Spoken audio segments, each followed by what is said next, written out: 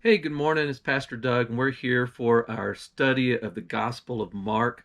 Hope you've been enjoying this, and I hope that you might be switching over to our online service. We're going to be meeting beginning this Sunday on site, and we're also going to be using our Faith Life groups through Jitsi Meet.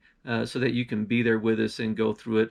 But until then, if you're using this, I'm going to keep going ahead. It also prepares me a little bit in advance, so I'm enjoying this study together. We're in the third chapter of Mark. We left off last week at verse 6. After Jesus had healed the man on the Sabbath, that the Pharisees went out immediately conspiring with the Herodians against him, and they were already at that time deciding to kill him, how they might destroy him. So we're picking up in verse 7. And it says, this is the New American Standard Version, Jesus withdrew to the sea with his disciples, and a great multitude from Galilee followed, and also from Judea, and from Jerusalem, and from Idumea, and beyond the Jordan, and the vicinity of Tyre and Sidon. A great number of people heard of all that he was doing and came to him. And he told his disciples that a boat should be ready for him because the crowd that was not be crowded would not crowd him, for he had healed many, with the result that all those who had afflictions pressed around him in order to touch him. Whenever the unclean spirits saw him, they would fall down before him and shout, "You are the Son of God." And he earnestly warned them not to tell who he was. And he went up on a mountain and summoned those whom he himself wanted, and they came to him. And he appointed 12, so that they would be with him, and that he would send them out to preach, to have authority to cast out demons. And he appointed the 12, Simon, to whom he gave the name Peter, and James, the son of Zebedee, and John, the brother of James, to whom he gave the name Boanerges, which means sons of thunder, and Andrew, and Philip, and Bartholomew, and Matthew, and Thomas, and James, the son of Alphaeus, and Thaddeus, and Simon the Zealot, and Judas Iscariot, who betrayed him. He came home, and the crowd gathered again to such an extent that they would not even eat a meal. We're going to kind of leave it at that point for this part of the study, going through this section. It'll be enough for a good study together. Sometimes when you go through the gospel, you get to this introductory part of it, you go through there and go like, man, what does that have to do for me? Here I am with all the issues that are going on, the issues that are for our nation. We just had an election yesterday that we won't know about for some time later, and there's sure to be a lot of arguments and fight and unsettled comments that'll be going on from that. There are lots of things that are going on locally, in your families. You're like, hey, man, I was looking for something a little more. I need a quick get. Let me tell you, there's nothing more practical than just looking at the Word and letting God speak to you through it. And I think if you open your ears to hear and your heart to listen for God, He's going to speak to you today, and He's going to give you exactly what you need to hear. So it's interesting that Jesus, after this conflict with the Pharisees and the Herodians, that they went together to conspire to destroy Jesus, and Jesus withdraws. He withdraws. He's in the Capernaum area, and he withdraws to the sea. Now, the term there that is for the sea, at least in this translation of it, is thalassa, which can be translated a lake or anything like that. Most people think that he went back to what we would call the Sea of Galilee or the Lake of Gennesaret, or all those other terms that get used to talk about that body of water that Capernaum is a part of. It was their primary water source in that area. The communities were all around it.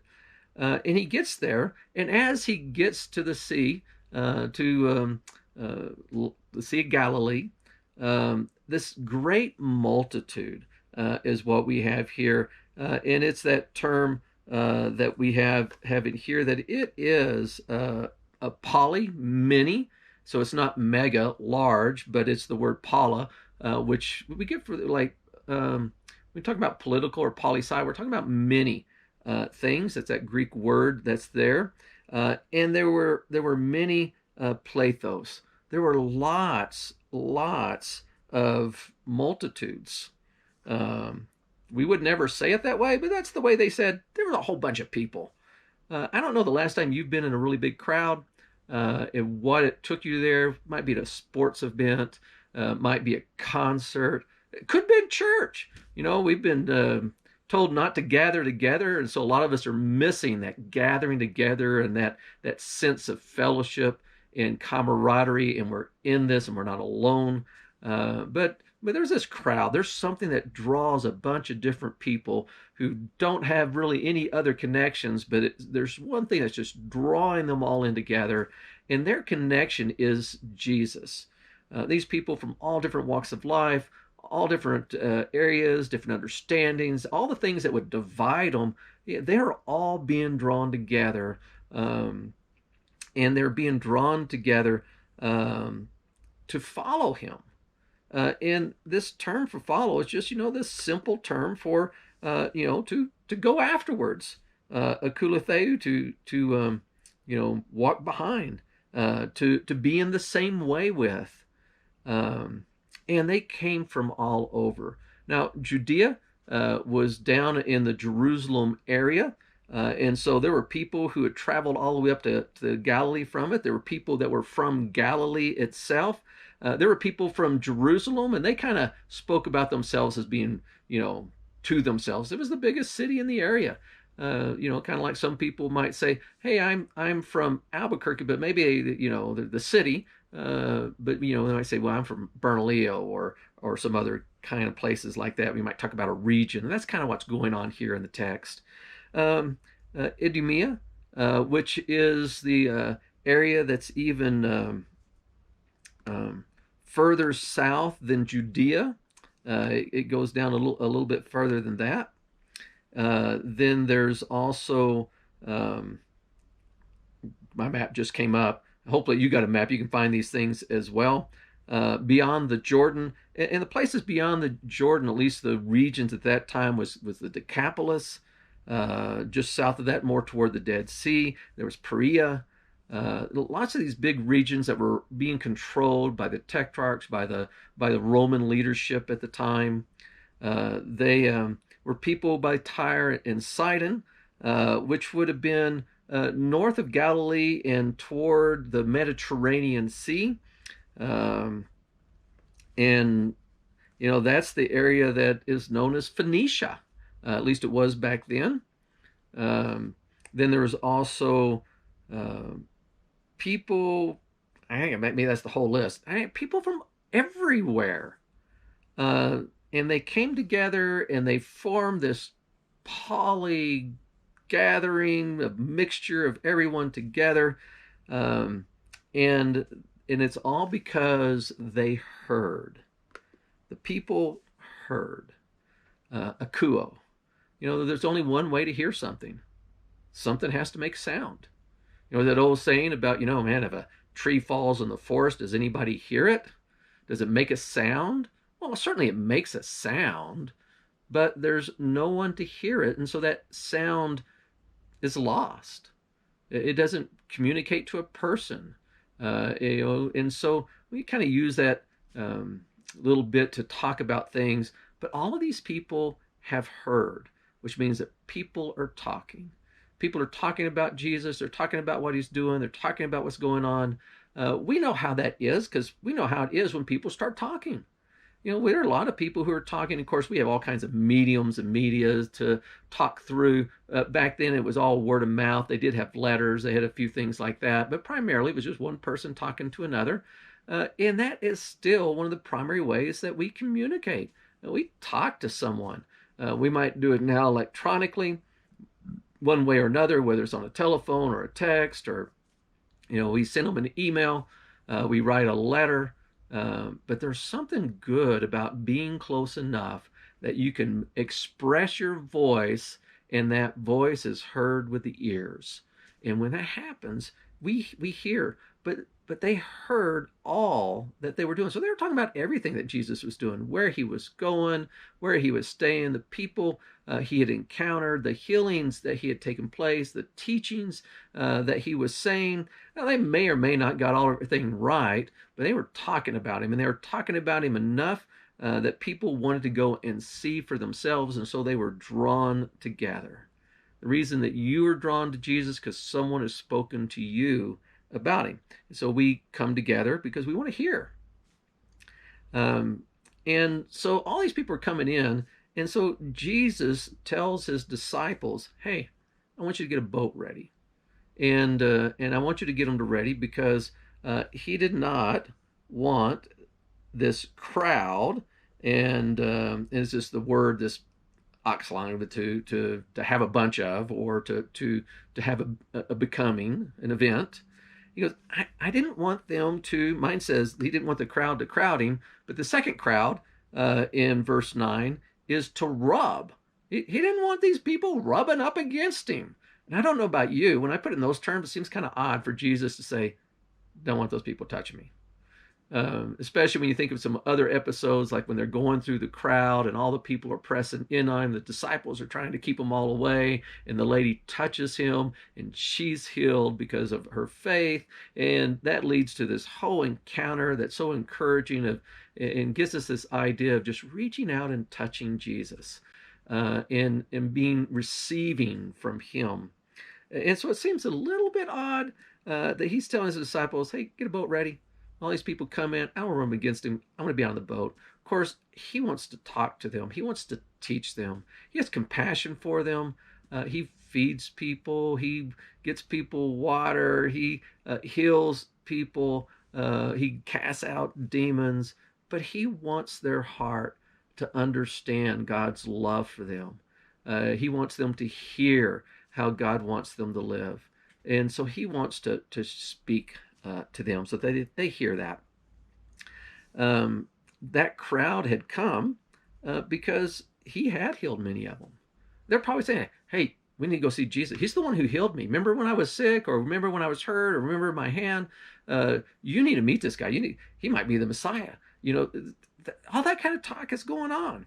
And it says that he healed many, the result that those who had afflictions. And it's interesting, the term for affliction there, mastek, is the word for whip, to flog, to scourge. So all these people who, they probably didn't have someone actually beating them that way, but because of the disease, because of the problems in their life, they felt scourged. They'd come to Jesus and they found relief. They found healing. Miraculously so, and they wanted to get closer to Jesus. They pressed into him, it says, because they wanted to touch him. They wanted that. There's something good about touch, especially as we're being socially distanced. It's making us sort of crave it more. I mean, we can do it for a while, but we want to get together. We want that intimacy in a healthy, good kind of way. And Jesus is wanting that, but at the same time, he's taking a little bit of a step back. And it says that evidently when this crowd, when they come in, there are some people who are attracted to Jesus who have unclean spirits. You might think that the unclean spirit would be sending them the other direction or trying to get them somewhere else, but they are so much wanting to see Jesus that spirit can't do anything about it. They get close to Jesus. And then it says that these people who are filled with this unclean, this aktharsis, falls down before them, and the spirit shouts out, "You are the Son of God." I mean, identity. These spirits know who Jesus is. They make a profession, not of faith, but of identity. They know who Jesus is. They don't like him. They are against him. They are opposed to him, but they know who he is. And he, being Jesus, in verse 12, earnestly warns them. It's kind of interesting that Jesus earnestly warns these evil spirits, admonishes them in some translations, not to tell who he is. He wants the word spreading, but he doesn't want someone who can identify him but doesn't have faith in him to identify him. Kind of interesting. There are a lot of people who are interested in identifying who Jesus is, who's the real Jesus. But they are not interested in being drawn to him with that trust and faith that Jesus can heal me. He can transform me. He has that kind of power in his life. We aren't told how the transition happens, but Jesus leaves the crowd at the side of the sea. He goes up on a mountain, which there are plenty there around in that region they could go up to, maybe Mount Tabor. We're not sure how he goes, but he goes up to a mountain in that area, and he summons not all of the crowd, but the ones that he wanted, the ones that he willed. And it is that word for will, the thelema. Elthan is theleo. And they, of course, come. And so he doesn't hold an election. Mine says appointed, but it's the word poeo, which is the word to do, to make. He makes 12.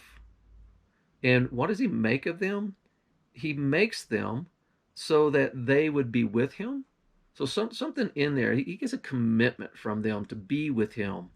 And he also appoints them, makes them to be sent out to preach.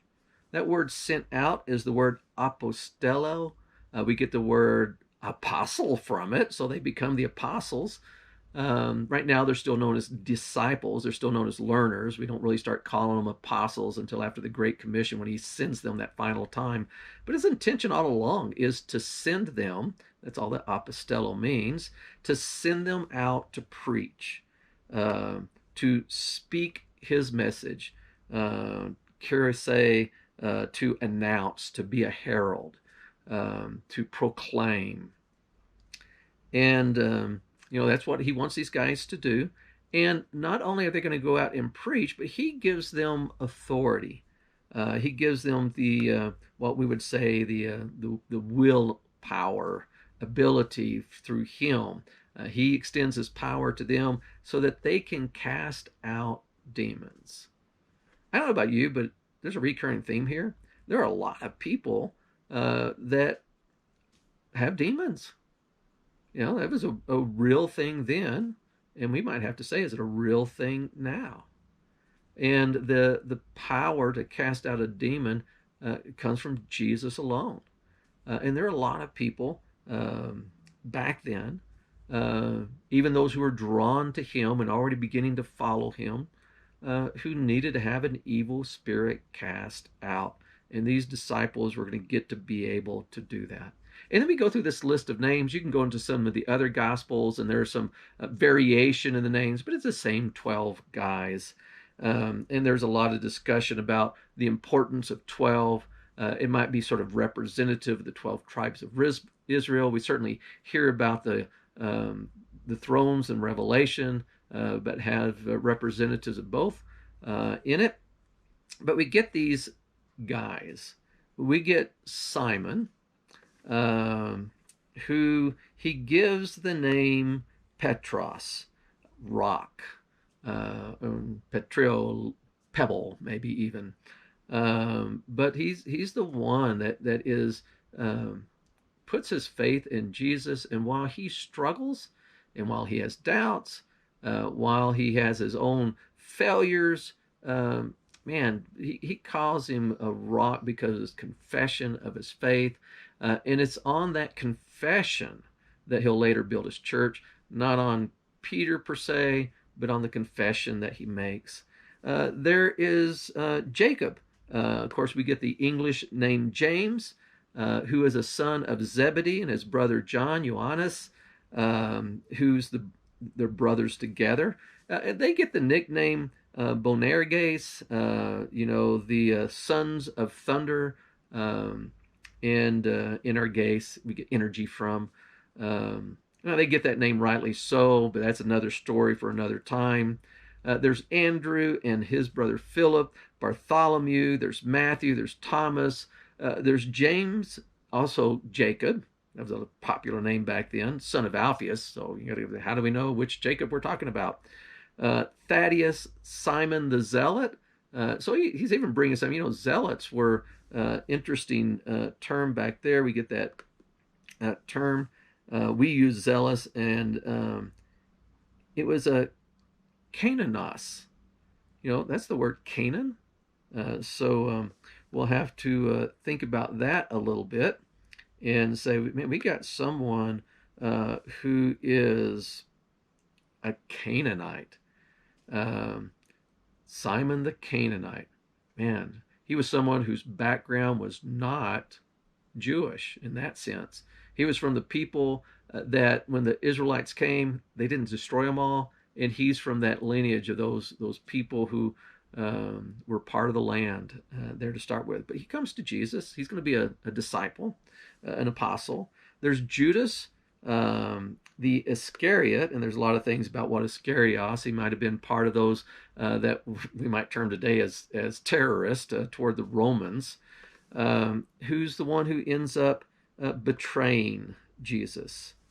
And after being up on the mountain and having these guys together and calling them together and setting them apart and giving them the commitment that they're going to learn from him and be with him, and they're going to go out and preach in his name, and they're going to have the authority to cast out demons. Then he goes home, goes to the house, probably back in Capernaum, which is not too far away.